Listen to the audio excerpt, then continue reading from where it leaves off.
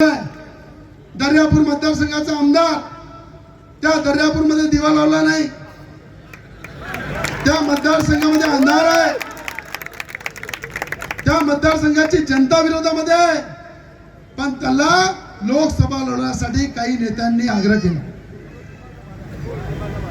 अरे विधानसभेमध्ये कधी आवाज काढली नाही, मंत्रालयाच्या पायऱ्या किती आहेत त्या मोजल्या नाही, कुठल्या अधिकाऱ्यांशी कधी चर्चा केली नाही। तो व्यक्ती जर लोकसभेमध्ये पाठवला तर एक लक्षात ठेवा, हा जिल्हा 25 वर्ष मागे जाईल।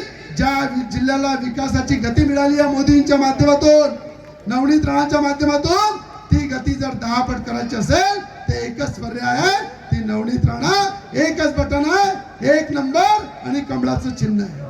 आणि दुसरा उमेदवार जे आमचे भाऊच आहे, जे आमचे बच्चू भाऊने उभा केलेला आहे फक्त नवनीत राणाला पाळासाठी।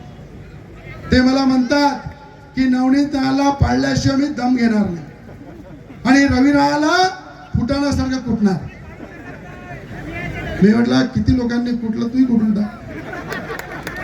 रवी राणा लढाई लढते तर अनेक नेते रवी राणाला कुटतात, पण मला माहित आहे ही जनता जिथपर्यंत आहे तिथपर्यंत नवनीत राणाच्या केसालाही धक्का लागू शकत नाही। ही ताकद आमच्या सोबत। त्या ठिकाणी तुम्ही पाहिलं आमचे आदरणीय मोठे भाऊ दिनेश भाऊ दुपारी 12 वाजता उठतात। 12 वाजता उठल्यानंतर त्यांची कंपनी घेऊन बसतात आणि मग त्यांचा ग्लासला ग्लास लावणं सुरू होऊन जातं आणि संध्याकाळ झाली तर जुवा खेळतात।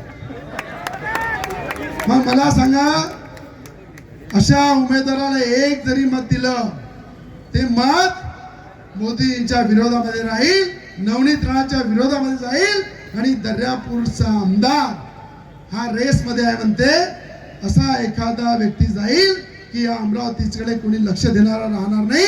पूर्ण आपला सगळ्यांचे मनातल्या इच्छा आकांक्षा तशाच पडल्या राहील आणि जो 400 पारचा नारा आहे मोदींचा तो अर्धवट राहील। म्हणून माझी हात जोडून विनंती आहे की एक एक मत। देश विदेशातील प्रत्येक घडामोडींचे लाईव्ह अपडेट मिळवण्यासाठी आता साम टीव्हीच्या सर्व सोशल मीडिया प्लॅटफॉर्मला लाईक, फॉलो आणि सबस्क्राईब करा। तसंच सर्व नोटिफिकेशनसाठी बेल आयकॉन प्रेस करायला विसरू नका।